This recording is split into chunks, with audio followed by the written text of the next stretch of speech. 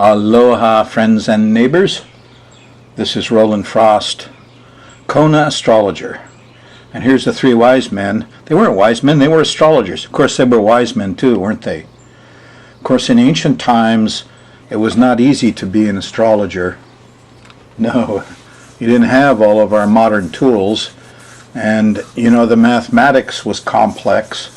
and even more, if you were going to work with people, you had the problem of the all-important time of birth. The time of birth. So it was generally only the kings and the royalty that knew their time of birth, because, you know, every court had a couple of astrologers, and when a baby was born into a royal family, in the background of the labor room, in the shadows, was the astrologer with his hourglass, and he's going to figure out exactly the time that royal baby was born so he can do an accurate chart. But it didn't happen very often. And what I'm going to talk about this week is birthdays. Yes. And the fact is that in ancient times, few people knew the accurate beginning of their birthday. We call it a solar return. So I'm going to get at that a little bit on this show. Because if you're on a Thursday night watching the show program 866, well, you're on the 4th of July. You think it's the birthday of the United States government, huh? Yeah, not the people and the land, the government. It's like a corporation, believe it or not. Anyway, 4th of July, let's all go celebrate. More on this shortly. Anyway, I'm Rollin Frost, and I'm going to roll you in the frost just a little bit about your birthday. You've got a birthday, don't you? Just a little refresher.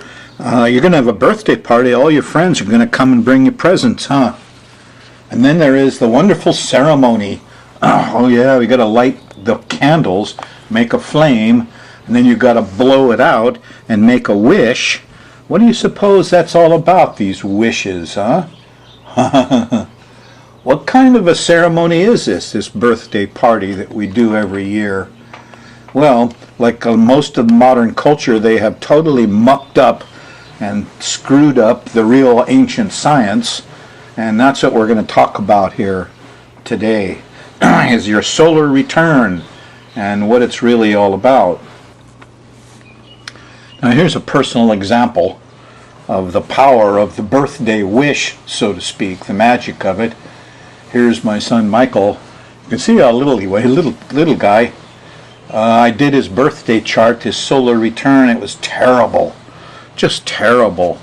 And I said, gee, we got to get him out of here. I only had enough money to get from Kauai to the Big Island, but we did it.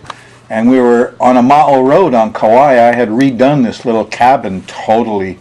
This is my sweetheart. It was like an old antique house. And gee, so we skipped out a couple days before this nasty birthday to change the chart of Michael's birthday. And while we were there in Hilo for a couple days, Aniki went by and just took away that house. So I keep this in my wall. Hooray, we missed Aniki. Astrology saved us. It's the power of that birthday if you use it correctly, okay? That's the trick.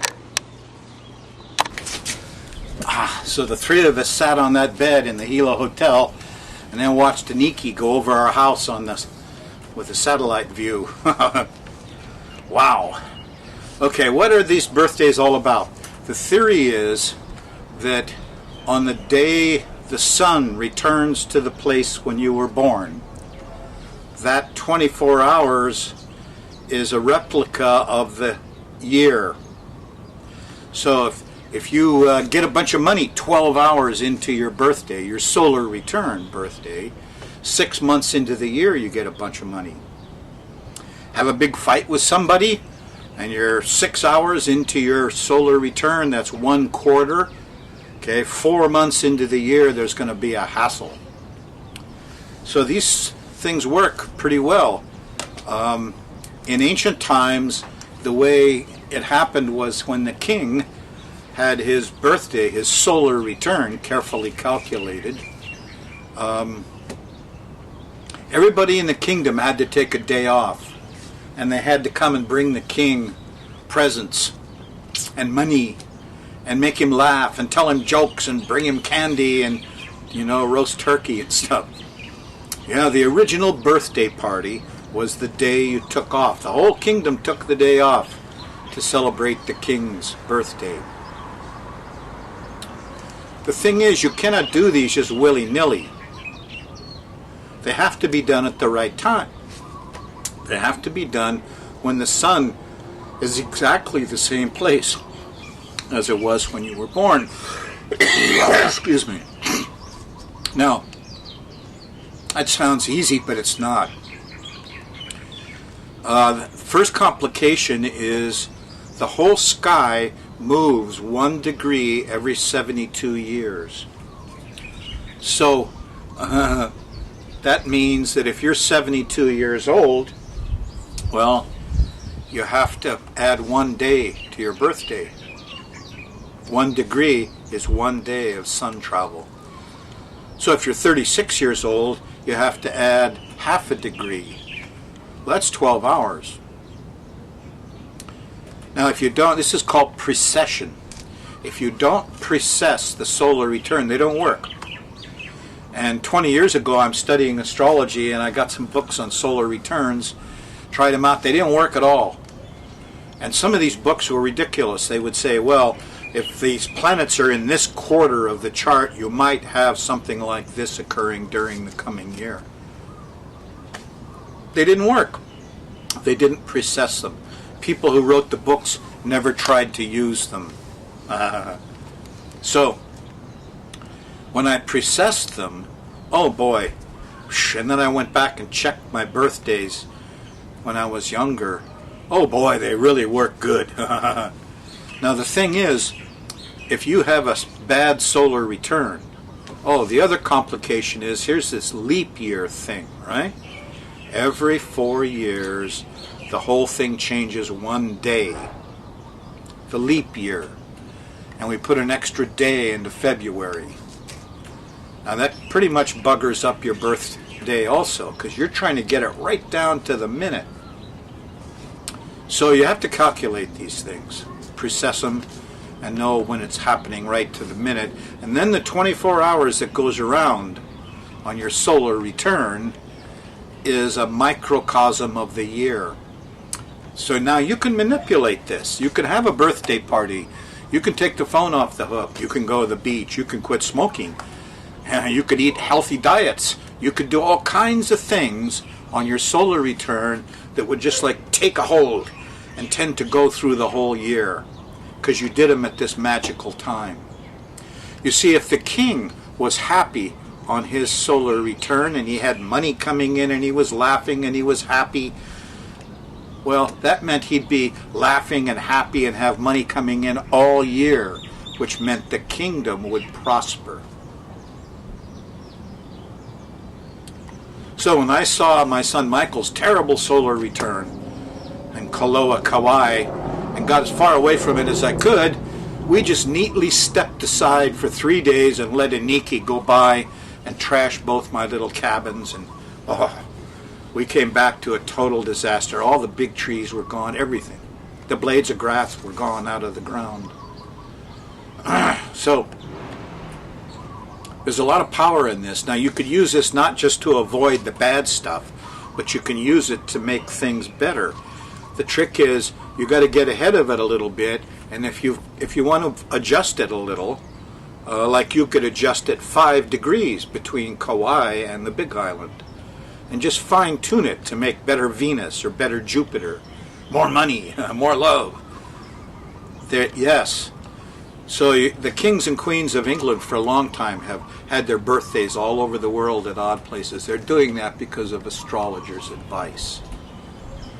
Now, most of my clients, the Akamai clients I have who know a little astrology, call me up, a few weeks before. I just do it on the computer. There's no charge. I tell you when the solar return starts.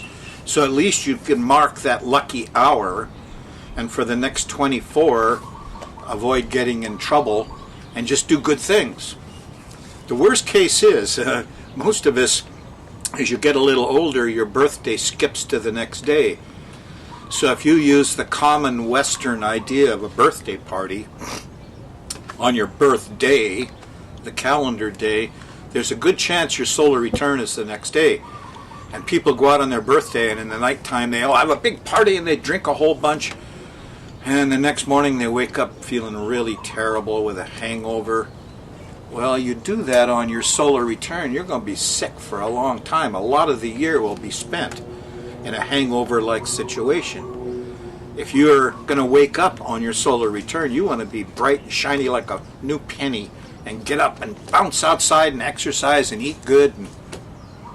So this cultural thing of the birthday party in the West actually sabotages a lot of people into poor health. Yes. So it's a very wise thing. Call your astrologer. I'm at 322-3584. Have your birth date, birth time, birthplace, and if I'm not doing anything important, I'll put it in the computer and tell you when your solar return starts exactly. And you can program the next 24 hours.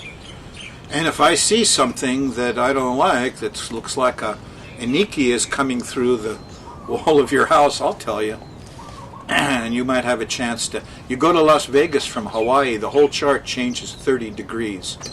I'm doing one of those right now for a lady who lives in Honolulu on not good solar return, but she goes to Las Vegas, oh, much better. Turn squares and oppositions into trines and sextiles.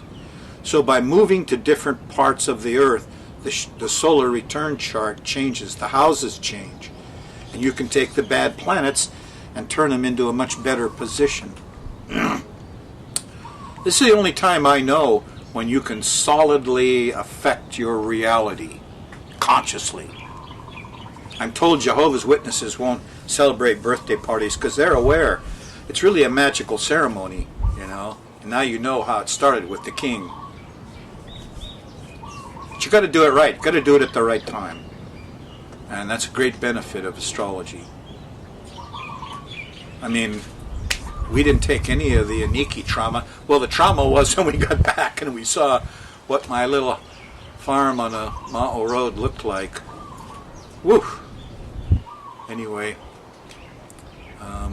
I know people that do demi-returns, Akamai astrologers on the West Coast. They don't always do their birth time, the birth date, the solar return. They do a half return 6 months later and see if they can affect things a little more. Moving around a little bit, changing it a little bit. Solar return, okay? Happy birthday, United States government. Guess what? It's not on the 4th of July. No, it's now advanced, 1 degree every 72 years. So now we're up to July 8th for the real birthday of the USA government. I'm going to show it to you now. Come on.